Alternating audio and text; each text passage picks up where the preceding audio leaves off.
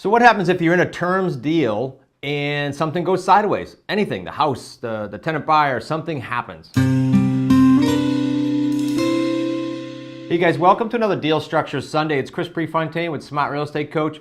I've got a next card here, and I wanted to do something different this Sunday. I wanted to go over with you a couple of things that could cause you to have to pivot. You may have heard me use that word in the past. It means something happened. You guys hear all these deal structure videos, right? And you see the students doing amazing deals. You see the profits between $45,000 and $110,000. And I know it begs the question, well, they can't all be roses. No, they're not. If you read my book, and if you didn't, you can get it for free. Go to freesrecbook.com and get it for free. Because in that, I have a whole chapter that's titled, What Can Go Wrong? I want you guys to know the nuances, the ways that you're going to get curveballs, the ways you need to pivot to make sure you can still profit. And don't panic. You know, if the market goes sideways, don't panic. If the market goes down, don't panic. If the market goes up and there's less sellers, don't panic. Let me bullet point some deals and some things that happened that caused us to pivot, and everything's fine, to get you thinking and to also get you comfortable with the fact that you can do these deals in any market, meaning climate for up or down, and any market geographically. I'll name the property in case you ask me for reference later by the number of the street in the first letter, okay? So 28M.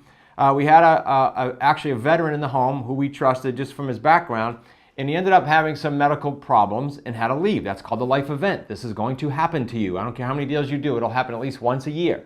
Not only did they leave, but I went and checked the house and it was rather trashed. And so what do we have for choices here, guys? What's the pivot? Well, it's a sandwich lease. We have a date coming up in about 14 months that we're supposed to cash the owner out. So what are our choices? Fix up the home. We have an obligation to do that morally and ethically and contractually with the seller. Put it on the open market, sell it, owner gets cashed out sooner than the term's out. 2, call the owner up and say, look, we had bad luck with this buyer. It's my responsibility to take care of the house, but I'm asking you for another 12 months or whatever so I can dump some money into this thing.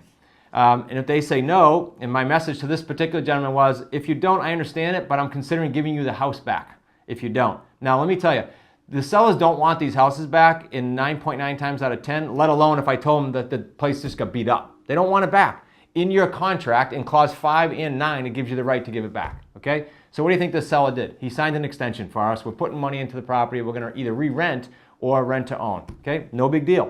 We have another one, 42P. It's actually a positive circumstance. It's a 4-year term on owner financing. You may have heard me allude to this in the past by creating a payday 4. Every year around Christmas time, and they've taken it the last 2 years, we've offered these people $6,000 for a 1-year extension. Our payments are $923 a month, principal payment only. So every year about $11,000 gets off of principal, and yet we're offering them more principal. It's not an option fee to extend it. It's we're gonna pay down $6,000 more principal, give you some cash flow. Will you extend the term?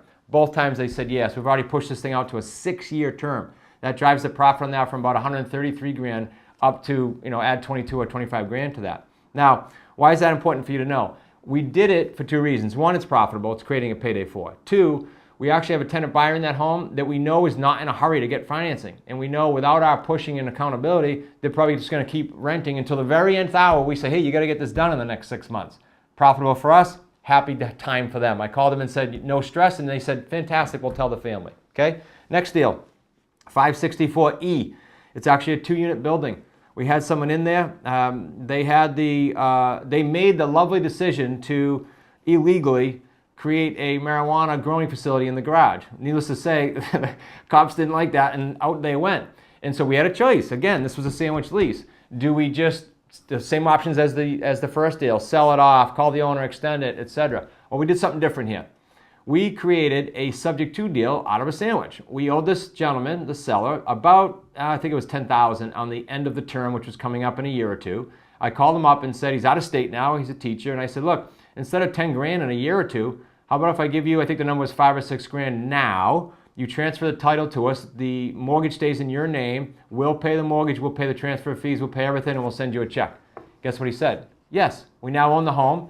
We moved a tenant buyer into that home that was in another property of ours that had to be cashed out, that was in no hurry to get cashed out, similar to the last buyer I talked to you about. Kind of just coasting along, didn't want us to push them if we didn't have to. And so they're in the home, they've been there. I think we've had that for around 6 years. It was originally a 3-year term on a sandwich lease.